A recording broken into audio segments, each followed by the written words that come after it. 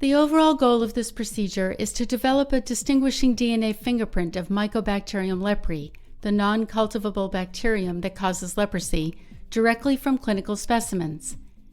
M. leprae bacterial DNA extracted from patient biopsies is amplified by a multiplex PCR using fluorescent primers specific to the variable number tandem repeat, or VNTR, loci.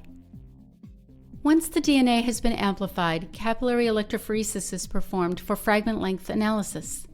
The data are analyzed to determine the number of short tandem repeat DNA segments at each locus. Because different strains of M. leprae exhibit different numbers of tandem repeats at each locus, data from multiple loci produces unique DNA fingerprints, and a database of patient strain types can be generated.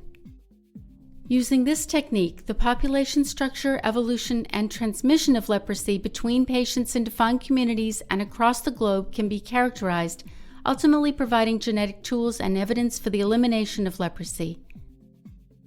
This method can be used for tracing the spread of leprosy, for identifying clusters of recent infections and at-risk individuals, and for measuring the efficacy of control programs.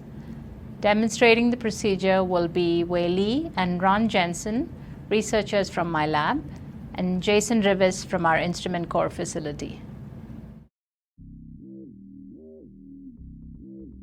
Extract DNA from clinical biopsies using a standard QIAGEN DNA extraction kit.